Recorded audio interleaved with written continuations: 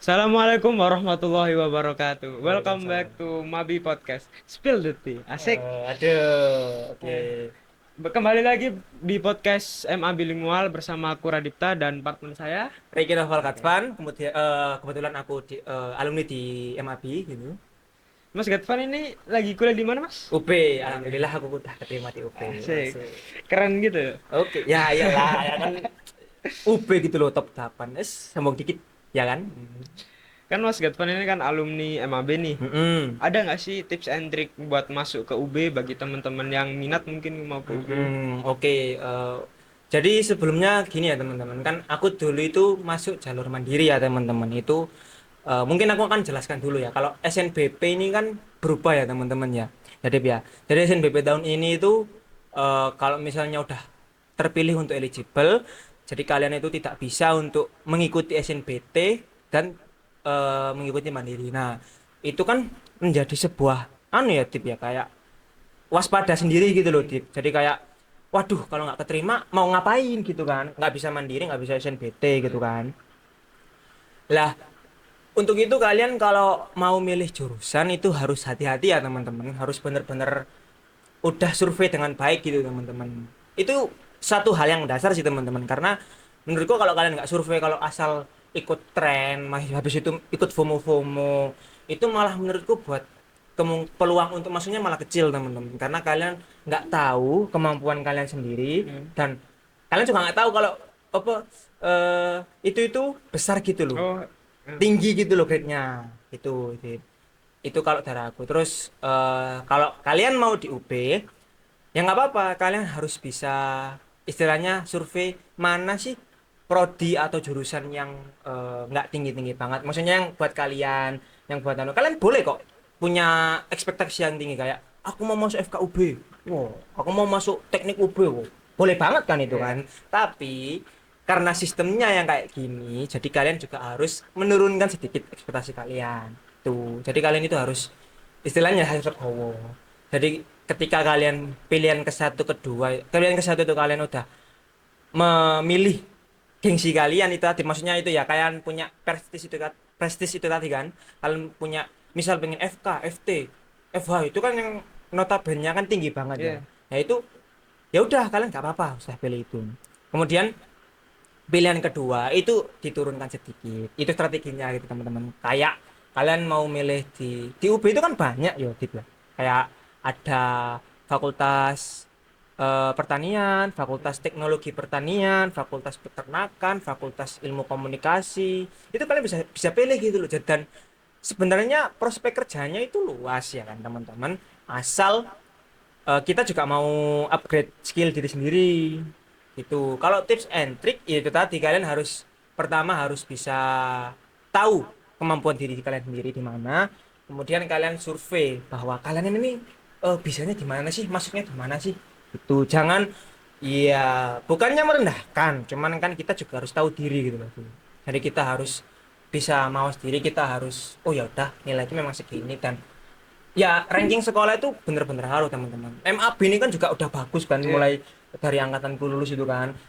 Aku yakin kalian bisa kok masuk di UB dengan SNBT. Temenku ya ada yang masuk SNBT, ada yang masuk ITS, ada yang masuk lagi itu di Benar. Unma Uner juga ya kan, Iya. pakai jalur SNBT. Jadi nggak ada yang nggak mungkin teman-teman.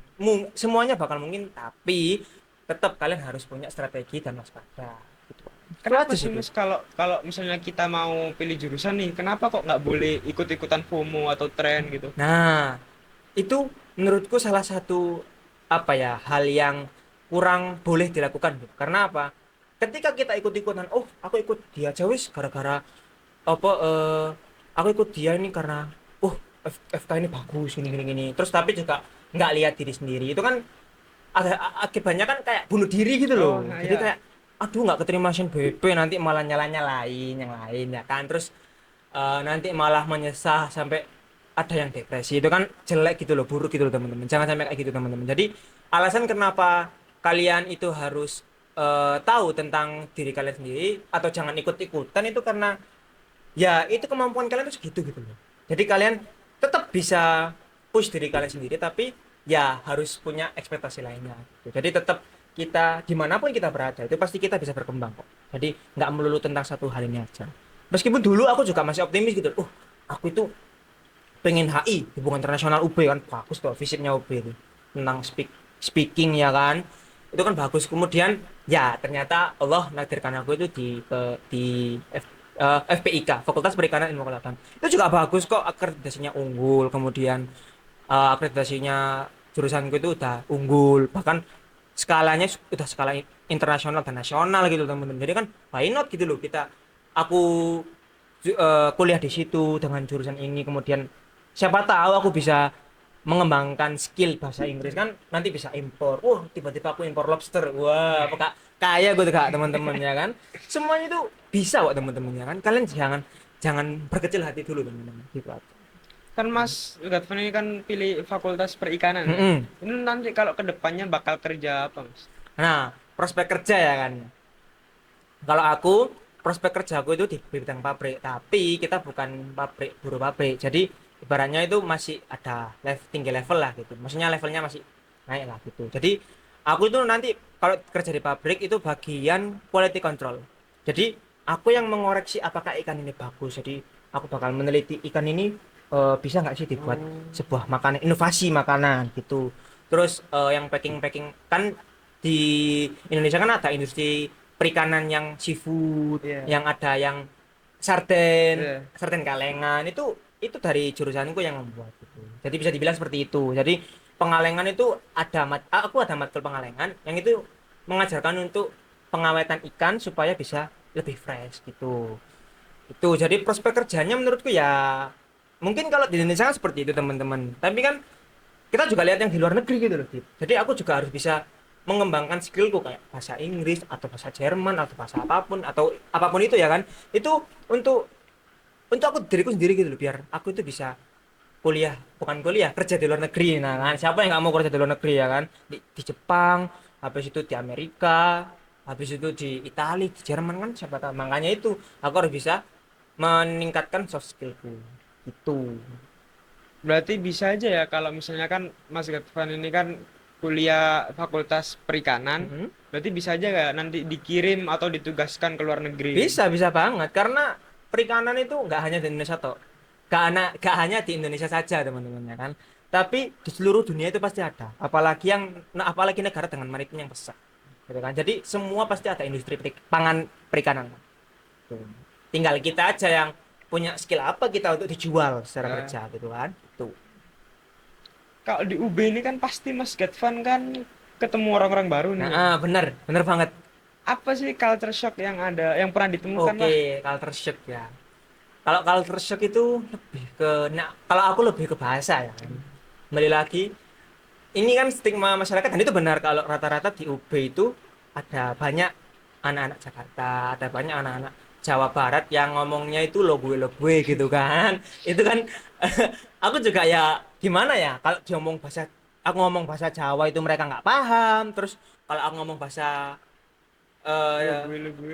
kayak lo gue itu malah dilucu-lucuin kan lah yo gimana ya ya udah ya akhirnya ya aku ya udahlah gak apa-apa aku ngomong lo gue cuman mungkin ada guyonan dikit lah apa sih Van pakai bahasa lo gue pakai bahasa Jawa saja aja gitu loh ngapain sih kamu itu lah namanya komunikasi ya kan pakai bahasa Indonesia kan ya udah gitu loh gitu terus juga mungkin culture shock itu kayak lebih ke ini habit sih karena kan kalau Hmm. di Malang itu kan agak bebas kan jadi kan mungkin ada mahasiswa yang ya pergaulannya agak rusak jadi mungkin dia itu ada yang aneh-aneh atau gimana itu ya wes alah ternyata dunia lu tuh kayak gini tau tuh culture shocknya itu tok sih menurutku. Kalau dari aku ya tuh. Boleh cerita-cerita nggak apa namanya kehidupan di Malang itu kayak gimana? Kalau kayak teman di Malang itu wah seru beneran seru Dit. Karena ini mungkin pengalaman pribadi ya ya kan aku kan di Sidoarjo ini kayak jarang main kayak kurang main gitu kan Hmm. yes pernah main cuman jarang kemudian kalau di Malang itu kan wah udah bebas yes kayak sudah waktunya untuk senang-senang ini kan gitu jadi ya waktu kehidupan di Malang pasti yang pasti aku kuliah ya kan kalau waktunya kuliah ya kuliah kalau waktunya tugas ya tugas karena malah pernah kalau aku itu laprak ya kan ada praktikum ya kan. Laporan praktikumnya itu cuma deadline itu cuma 3 hari. Aku sampai nggak tidur itu. Wah, itu pernah karena kan jurusanku itu pakai praktikum ya kan teman-teman ya, Dit, ya. Oh, iya. Jadi aku harus ngerjakan laporan praktikum itu selama 3 hari dan itu aku nggak tidur bilang, wah ini parah. Tapi namanya tugas ya kan kalau nggak dikerjakan kan ya berapa ya kan. Nah terus yang serunya itu kan mungkin dukanya ya kan. Yang syukurnya itu aku itu apa ya kalau anak-anak ngajak main itu seru karena pernah teman-teman banyak gitu kan. Ayo info pantai, wah gas jalan wis gak pakai babi ibu gak pakai izin orang tua langsung gas gitu kan, tapi tetap aku telepon malah mau keluar gitu, tetap kabarin orang tua gitu karena kan orang tua kan ya khawatir kan pasti kan. Gitu. Terus kalau mau biasanya sih main-main palingan ke batu gitu ya kayak alun-alun terus ke Paralayang udah sih gitu-gitu ngapain terus ya ngopi-ngopi biasa gitu aja. Tapi kalau di mungkin kan Mas Gatvan ini kan jauh dari orang tua kan. Mm-mm. Penting nggak sih manage uang itu? Ini benar, thank you di pertanyaannya Eh, ya kan. Jadi ini mungkin pengalamanku sendiri di semester 1 ya teman-teman. Kalau kalian di perantauan ini khususnya untuk teman-teman kelas 12 yang mau merantau kayak mungkin di UB, merantau dikit-dikit lah kan itu kan. Di UB ataupun di UNES atau dimanapun itu, usahakan kalian harus bisa manage manage uang lah dan itu sangat krusial banget sih kayak parah bukan parah sih kayak penting banget itu. Karena apa? Kalian kan dikasih uang jatah bulanan ya kan. Kemudian kalau itu kalian buat awal-awal kayak udah habis itu wah kalian gak bakal bisa survive gitu loh. Jadi kita itu perlu kita itu perlu manage uang itu agar pertama kan pasti kan kita kan kejadian apes kan nggak tahu kan nggak ada di kalender kan ya pasti kan ya harus siap-siap uang itu kan. Nah ini pengalaman ya teman-teman dulu itu waktu pertama kali maba ya kan aku kan bulan Agustus tahun kemarin wah info itu masuk ya kan. Info pantai, gas. Info Paralayang, gas. Info ngopi, gas. Akhirnya apa? Uang habis. Bukan habis sih kayak tinggal dikit. Yang dimana itu masih kalau buat dana darurat itu kok bahkan bisa bilang kurang gitu loh. hmm. Tapi untungnya juga aku masih ada persediaan kayak nyetok beras, nyetok naga, nyetok ayam. Itu kan mesti tak lakuin per awal bulan gitu kan. Akhirnya waktu itu kan tinggal dikit ya. Terus waduh, tinggal 2 minggu kalau nggak salah itu lah waduh aku lah tinggal 2 minggu ini tengah segini ini gimana akhirnya ya wis nggak ngopi habis itu bener-bener makan itu 2 kali bakal 1 kali sehari itu kadang ngerasakan wah gini ya jadi anak kos itu ya kadang langsung waduh jadi kalau saranku ini mungkin semester 2 nanti aku bakal lebih bisa manajemen uang ya kan itu jadi buat teman-teman manajemen uang itu perlu ya teman-teman biar ya apa ya biar pertama nggak ngerepoti orang tua nggak dan nggak ngerepoti diri kalian sendiri ini aku ngomong karena aku udah ngalamin sendiri gitu teman-teman dan ya aku tahu itu akhirnya aku evaluasi diri gitu kayak kayak aku itu wah ini salah ini nggak bisa nih kalau gini terus aku bisa bisa nggak bisa survive aku malah kalau kayak gini ya kan tuh itu penting banget ya teman-teman kalau kalian mau merantau jadi jangan boleh lah kalian main kayak info pantai itu boleh tapi ya kalian harus bisa tahu keuangan kalian kayak gitu aja itu sih Dit. Berarti pelajaran yang diambil kalau kita lagi jauh sama orang tua ataupun lagi di dunia luar lah, itu berarti kita harus pintar-pintar untuk memanage uang. Benar, itu yang paling penting karena tanpa uang nggak bisa ngapa-ngapain ya Iya. kan. Itu bener banget. Itu sangat sangat membuat aku belajar gitu loh. Oh alah, pentingnya uang tuh gini. Nah itu teman-teman buat yang mungkin punya kepingin lah buat di mana Mas? TUP. Di UB Universitas Brawijaya Malang bisa nih jadiin referensi. Ininya gitulah teman-teman ya.